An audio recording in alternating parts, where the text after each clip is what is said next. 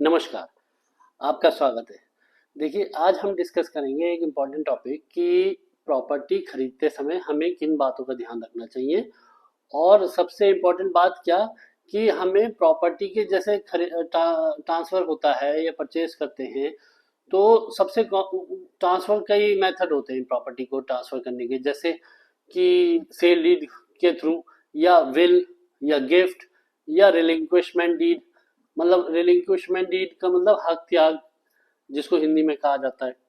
तो इन सब में सबसे इजी और कॉमन मेथड क्या है और हमें किन बातों का ध्यान रखना चाहिए। तो सबसे इम्पोर्टेंट बात क्या आ जाती है इसमें कि देखिए, विल विल हमेशा होती है एक्टिवेट जब उस पर्सन की डेथ हो जाती है जिसने विल की वसीयत। ठीक है। गिफ्ट गिफ्ट में कंसिडरेशन नहीं रिक्वायर्ड है। तो मतलब गिफ्ट तो मतलब out of love and affection दिया जाता है, तो उसमें कंसिडरेशन इन्वॉल्व हो ही नहीं सकता, तो गिफ्ट मतलब कॉमनली यूज नहीं किया जा सकता। रिलिंक्विशमेंट में वो एक तरीके से अपना हक त्याग कर दिया, तो वो उस तरह से हक त्याग करके जिसके नाम करना है उसके नाम कर दिया।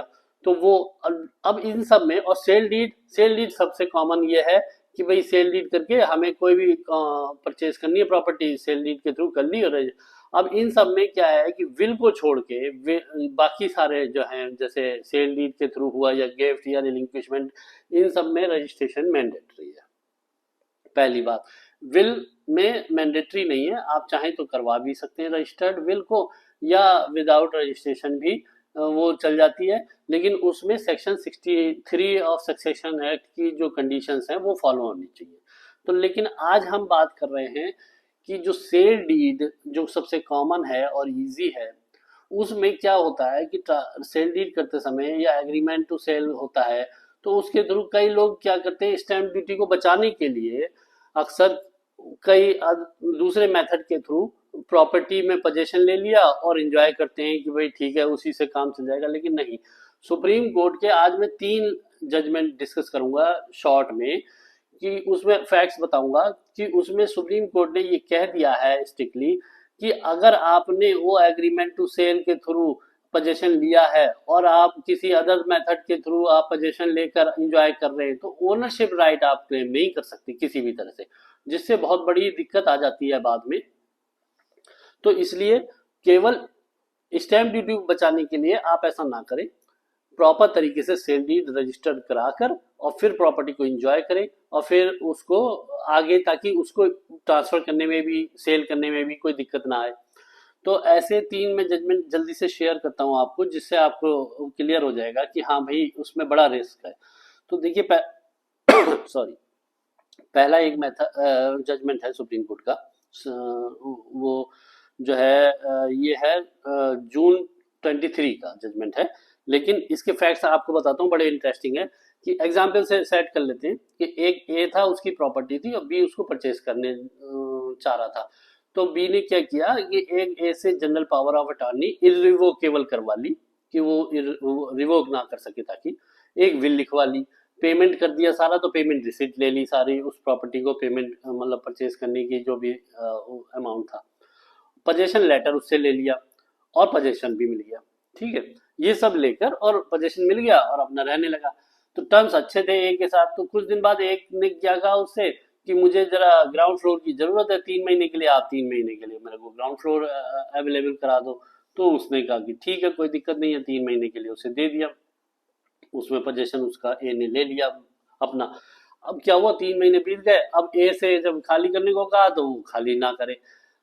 कई महीने और बीत गए, जब नहीं खाली किया तो उसको बी को सूट फॉर इविक्शन उसमें ट्रायल कोर्ट में लेके आया। क्योंकि देखिए उसने ये सब क्या कि किस वजह से किया कि हम स्टैंप ड्यूटी बचा लें बस। तो अब बाकी सब चीज नहीं सोची जाती है उस समय, केवल एक चीज दिखती है कि हमें स्टैंप ड्यूटी बच रही है, हमें काफी पैसा बच रहा है, ठीक है। अब देखिए परेशानी आई, पहली तो यही परेशानी आई। अब उन्होंने इविक्शन का सूट डाला, उसने फाइट करना शुरू कर दिया। उसने इस ग्राउंड पे कि अब मेरे से तो ब्लैंक पेपर पे साइन करा लिए थे, तो मेरे साथ फ्रॉड हुआ है। लेकिन कोर्ट ने पाया कि नहीं नहीं, ये वो झूठ कह रहा है, और बी के फेवर में उसको ऑर्डर कर दिया। लेकिन ये मैटर चैलेंज करते करते सुप्रीम कोर्ट पहुंच गया। सुप्रीम कोर्ट ने देखिए एक बात तो इम्पोर्टेंट ये है कि सुप्रीम कोर्ट ने क्लियरली कह दिया कि ओनरशिप तो कहीं से बी की प्रूफ नहीं हो रही है। क्यों? क्योंकि उसने एक तो पावर ऑफ अटॉर्नी कराई, वो रजिस्टर्ड नहीं। और उस पावर ऑफ अटॉर्नी का मतलब क्या होता है? मतलब ये है कि उसने उस पावर ली कुछ उस प्रॉपर्टी के रिगार्डिंग कि वो उसकी मेंटेनेंस कर सकता है, रेंट पे दे सकता है, सेल कर सकता है, लेकिन उसने उस पावर ऑफ अटॉर्नी के बेस पे कुछ मतलब एग्जीक्यूट तो कुछ नहीं किया ना, तो वो इररिलेवेंट हो जाती है। विल विल तब एक्टिवेट होती है जब वो पर्सन की डेथ हो जाए विल करने वाले की। तो उस इस मामले में तो खुद से वो फाइट कर रहा है केस, तो वो विल भी रिलेवेंट हो गई। तो ओनरशिप तो कहीं से भी वैसे भी प्रूव नहीं हो रही। तो अब लेकिन अच्छी बात क्या थी इस मामले में कि उसने सूट फॉर इविक्शन डाला था, ए को खाली कराने के लिए डायरेक्शन लेने का सूट डाला था, तो ओनरशिप का नहीं डाला था। अगर ओनरशिप डाला होता तो सुप्रीम कोर्ट ने ये अपने व्यूज क्लियर कर ही दिए कि कहीं से ओनरशिप नहीं हो रही है प्रूफ। तो लेकिन उन्होंने इविक्शन का मामला था तो ये पाया कि उसने पेमेंट पूरा कर रखा है ए को, पोजेशन लेटर भी ए ने दे रखा है। पोजेसरी राइट किसका बनता है? फिर बी का ही बनता है, कब्जे का राइट। तो इसलिए उसके बेस पे जो एविडेंस थे नीचे, उसके बेस पे कोर्ट ने कहा कि नहीं, पोजेसरी राइट कब्जे का अधिकार बी का है, ए का नहीं है, तो ए को खाली करने के डायरेक्शन दिए। अगर ये ओनरशिप होता तो ओनरशिप उन्होंने क्लियर इसी ऑर्डर में कर दिया कि ओनरशिप राइट कहीं से प्रूव नहीं हो रहा है। अब दूसरा एक जजमेंट ले लेते हैं जल्दी से। इसमें क्या हुआ? इसमें यह है May 7, 2005 का। इसमें उन्होंने क्या कहा? इसमें हुआ ये कि एक एग्रीमेंट टू सेल करके उन्होंने प्रॉपर्टी ले ली और पोजेशन ले लिया और एंजॉय करने लगे। ये 82 की बात है, एग्रीमेंट टू सेल किया, वो रजिस्टर्ड नहीं कराया। अब वो कई साल बीत गए, 24 साल बीत गए। अब क्या हुआ कि वो प्रॉपर्टी, उस प्रॉपर्टी कोई कुछ प्रॉपर्टी जो है लैंड एक्विजिशन एक्ट के तहत स्टेट जो है अपना एक्वायर करने वाला लगा, तो उसमें उन्होंने जल्दी से अपनी प्रॉपर्टी जो है वो रजिस्टर करा ली। रजिस्टर करा के लेकिन अब वो उस पर डिस्प्यूट हो गया कि भाई ये 24 साल बाद कैसे करा दिया एग्रीमेंट टू सेल के बेस पे।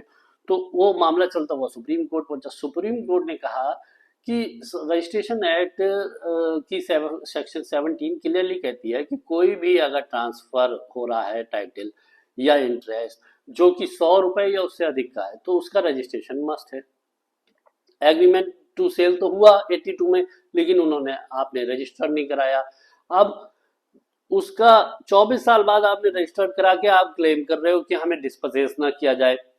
तो उसके लिए हाई कोर्ट ने हालांकि रिलीफ दे दी थी, तो सुप्रीम कोर्ट ने कहा नहीं, वो हाई कोर्ट ने गलत रिलीफ दे दी। क्योंकि वो तो जब स्पेसिफिक सेक्शन 23 कहती है कि विद इन 4 मंथ्स आपको रजिस्टर्ड कराना चाहिए अगर कोई एग्रीमेंट टू सेल हुआ है, टाइटल ट्रांसफर हुआ है।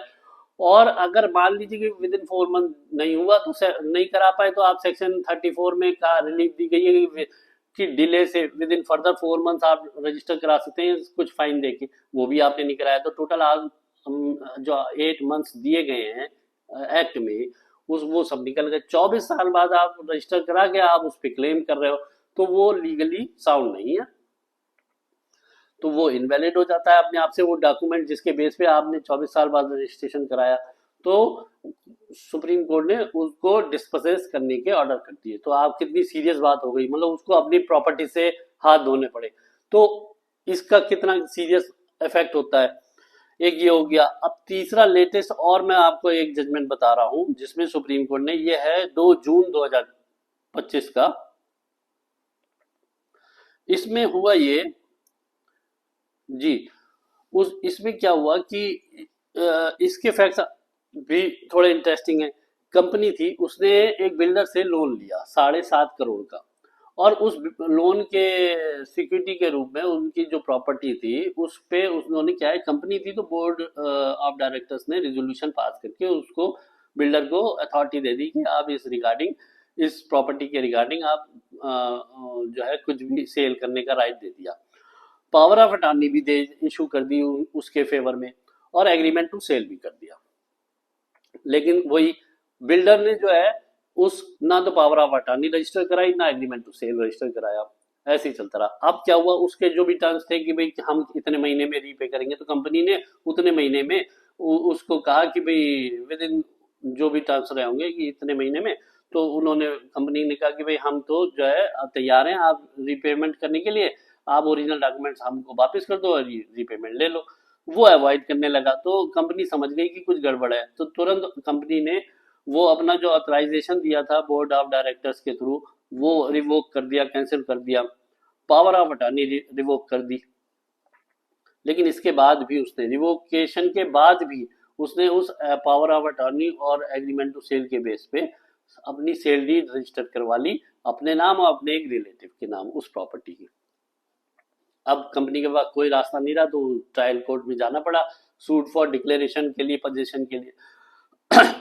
तो जब वो सूट डाला तो उन्होंने एक एप्लीकेशन फाइल कर दी रिजेक्शन की अंडर ऑर्डर 7 रूल 11 कि ये सूट बनता नहीं है, क्योंकि हमने तो प्रॉपर तरीके से एग्रीमेंट टू सेल के बेस पे अपनी प्रॉपर्टी रजिस्टर कराई है।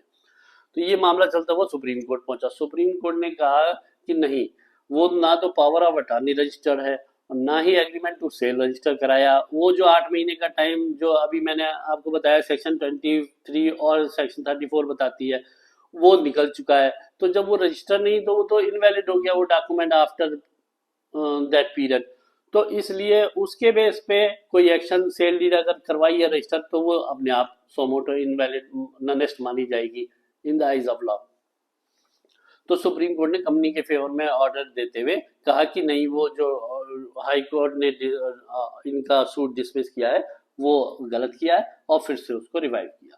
तो कुल मिला के कहने का मतलब यह है कि सुप्रीम कोर्ट ने अपने इन जजमेंट्स के थ्रू क्लियर कर दिया है कि कोई भी जो रजिस्ट्रेशन में जिन डॉक्यूमेंट का रजिस्ट्रेशन जो है कंपलसरी है, मैंडेटरी है, अगर आप उससे अदरवाइज कोई वे आउट निकाल के और आप प्रॉपर्टी का एंजॉयमेंट कर रहे हैं, तो ओनरशिप राइट आपको नहीं मिल पाएगा और उससे बहुत सारी दिक्कतें आ जाती हैं। इवन डिस्पोजेस भी हो गया, जो एक जजमेंट मैंने आपको बताया, तो उससे प्रॉपर्टी से बेदखल भी कर दिया जाएगा, सुप्रीम कोर्ट ने फाइनल कर दिया। अब तो सिंपल और सबसे अच्छा तरीका है कि आप परचेज करते समय प्रॉपर्टी को अपना सेल डीड के थ्रू रजिस्टर कराएं प्रॉपर तरीके से और आप उसका एंजॉय करें। और जब सेल वेल करना हो तब आप उसे आराम से, उसे विदाउट एनी डाउट आप उसे सेल कर सकते हैं। तो बताइएगा कैसा लगा वीडियो, फिर मिलते हैं नेक्स्ट वीडियो में। नमस्कार।